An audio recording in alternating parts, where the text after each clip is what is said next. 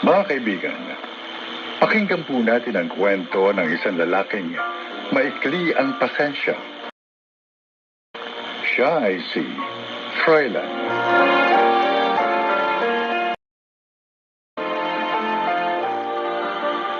Mabilis akong magalit dahil maikli ang aking pasensya.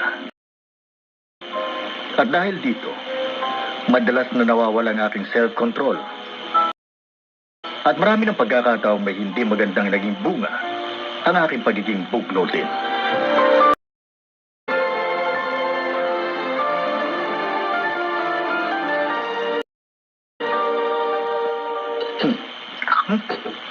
Ikaw ba nagluto nitong isda, Chona? Bakit ganito? Ang alat! Oo nga. Naku, pasensya ka na. Naparami yatang nailagay kong asin dito sa sinaing na isang Naman talaga. tambakol. Di bale, pakukuluan ko lang ulit tapos magdadagdag ako ng tubig at konting asukal para mabalanse yung... Hindi na. Ha? Ayoko na. Wala na ako ng gana eh. Roylay naman, umiral na naman yung pagiging high blood mo. Yun na nga eh. High blood na nga ako tapos sobrang alat pa itong pinapakain mo sa akin. Siguro gusto mo na akong mamatay, ano? Anong ikaw? Eh ako nga malapit ng mamatay ng dahil sa konsumisyon. Hoy, ako pa ngayon ang may kasalanan. Ikaw hindi maayos magluto, di ba? Kaya nga, sorry na. Ito naman maliit na bagay. Huwag mo nang palakihin. Para ka namang bata akong mag-isip. Ah, ganun ha? Ganun. Oh, ano ka ba? Bakit mo naman inihagis sa saigang mangko? Pasalamat nga dahil hindi ko sa mukha mo binasag yan eh. Buwisit ka talaga. Ikaw ang visit. Masyado kang bugnutin. Nakabad trip ka eh. Sinira mo ang araw ko. Ano na? Hoy! Thailand! Saan ka pupunta? Sa karindira na lang ako kakain. Hoy! Wala kang kwenta. Walang kwenta ang luto mo dahil wala kang kwenta ng asawa.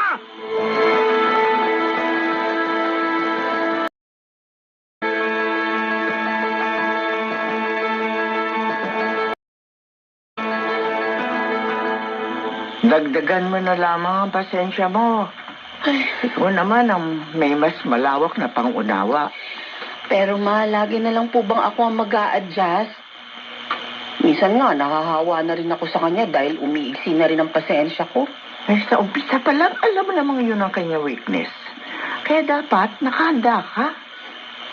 Oh, alam ko naman po ang bagay na yun eh. Pero hindi ko po alam na hahantong kami sa ganito. Halos araw-araw nagtatalo kami dahil sa pagiging bugnutin niya.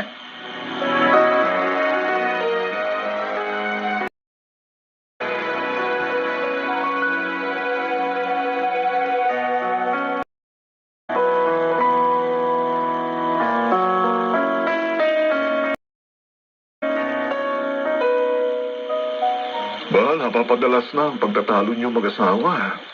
Hindi na maganda yan. Hoy, Ayoko rin naman ng ganito eh. Pero kasalanan naman niya. Alam na nga niyang mainitin ang ulo ko tapos hindi niya pinagbubuti ang mga trabaho niya. wala namang perpektong tao, Tol. Oo. Lahat tayo nagkakamali. From time to time, may mga nagagawa tayong pagkakamali. At kung hindi mo hahabaan ang pasensya mo, naku, baka magkahiwalay kayo, bahala araw. Teka. Sandali lang ha. Sunny, babagal din ba yung computer mo? Ha? Bagay kasi nitong sa akin, ha? Ito, Will. Pareho lang tayo. Na-report ko na kay Sir. Hintayin na lang natin yung technician. Panak ng tawa naman. Naghang na. Oo, relax ka lang, ha? Dahil maghahanga yan kapag sunod-sunod ang ginawa mong command. Halit ka ng computer to. Oo, Uy, ano ka ba? Ba't mo ibinato yung mouse sa monitor? Kakasar eh. O yan, tinan mo, nabasag yung screen, oh. Ha? Naku, Tol, lalo mo lang sinira yung computer, eh.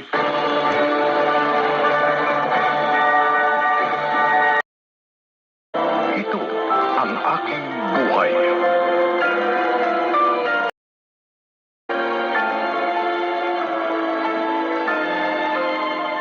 Daddy, pwede po ba tayong maglaro katulad ng ginagawa natin dati? Huwag na yun, anak. Ibang araw na lang, ha? Lugay na lang po ganyan sinasabi niyo. Uy, pasensya na, anak. Wala sa kondisyon si Daddy. Sige na, Daddy. Kahit saglit lang. Ano ba? Huwag ka na lang makulit. Pero Daddy, minsan na nga lang po kayo rito. Dahil lagi po kayong busy tapos ganyan po kayo. Tama na nga! Oh, Bakit Bakit ba ang kulit mo? Ate. Higit ka, huwag kang umiyak. Nirindi na ako eh. Lalo mong pinapainit ang ulo ko. Hoy, sabi mo huwag kumumik. Ano ka ba? Nananadya ka ba talaga? Ang sabi ko, tumigil ka na. At kung hindi tatamaan ka sa akin.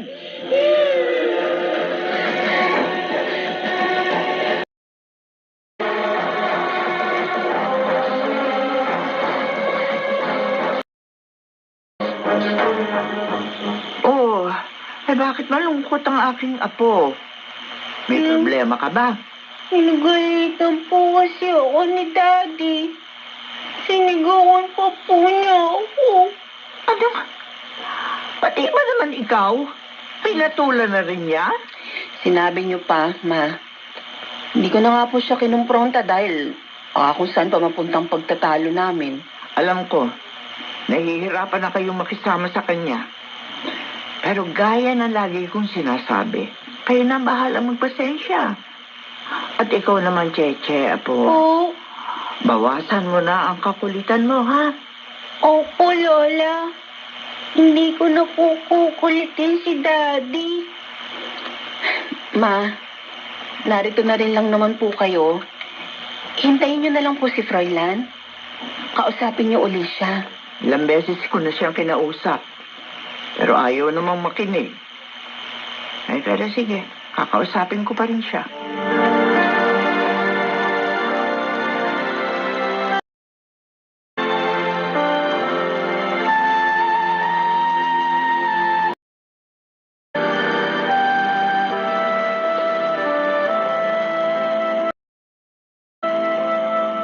Sumosobra ka na, Froilan.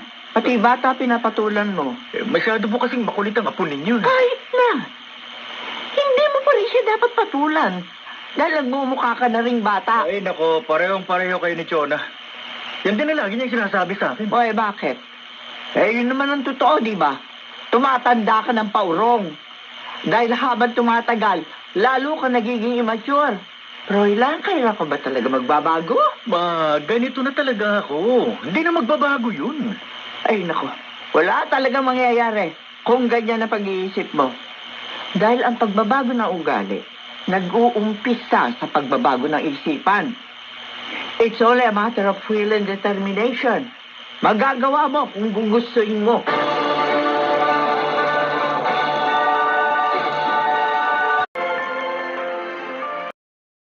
Ito ang aking buhay.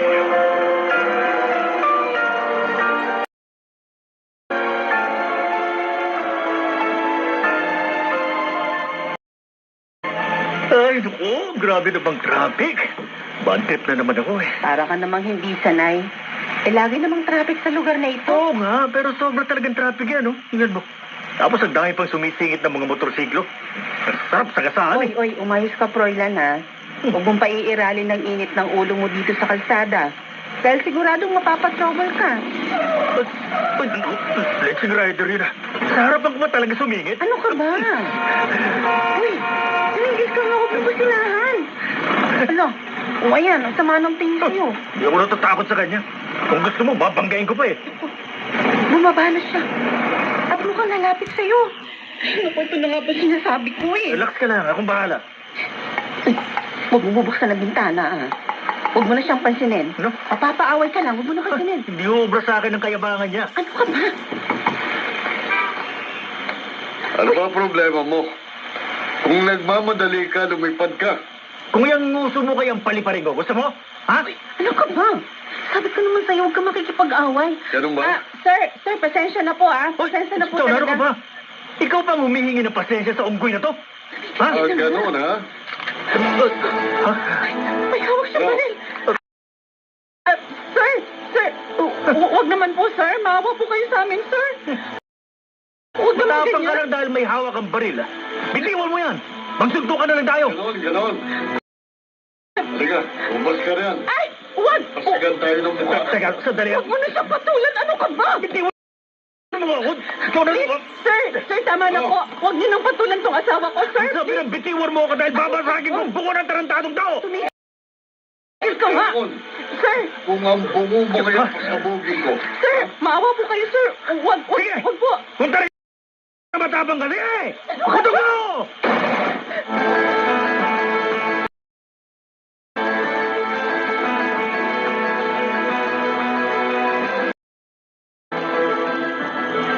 Oh, nakita mo na nangyari? Isa palang pulis, kaya pasalamat ka dahil gulong lang ng kotse natin ang pinaputukan niya. Dahil kung nagdilim ang kanyang paningin, siguradong basag yung bungo mo. Hindi mangyayari yun. Dahil kung magdidilim ang kanyang paningin, hindi niya ako tatamaan. Ano? Baka ikaw pa nga tamaan ng ligaw na bale. Alam niya pa.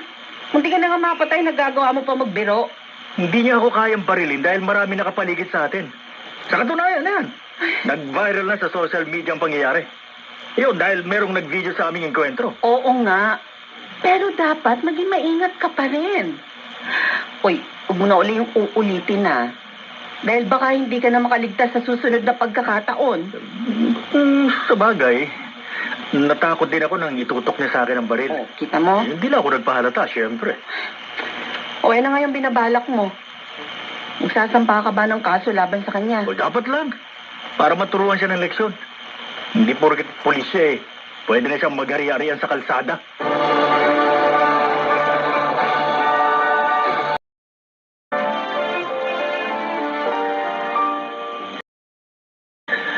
Dahil nga nag-viral sa social media ang pangyayaring yun, kaya natanggal sa serbisyo ang nakaengkwentro kong pulis.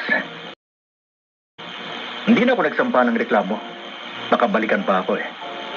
Siya pa, natuto na rin ako. At yun ang naging turning point ko para baguhin ko ang aking ugali. Sinikap ko maging kalmado at natuto rin akong habaan ng aking pasensya na labis na ikintuwa ng aking mga mahal sa buhay. Ako po si Froilan at ito ang aking buhay. Hindi natin dapat pairalin ang ating init ng ulo. Dahil siguradong ito ang magiging daan upang tayo ay mapahamak. Mga nagsiganap, Jenaline de la Cruz, John Legaspi, Susan Robles, Phil Cruz at Maynard Landicho sa papel na Froilan.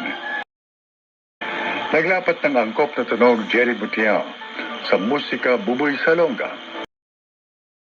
Supervisyong teknikal Eric Lucero at Bong Boyar. Creative Consultant Phil Cruz. Production Assistant Anching Cruz. Ito'y mula sa panulat ni Toti Sandoval. Sa direksyon nila June Martin Legaspi at Maynard Landicho Jr. Ito ang aking buhay.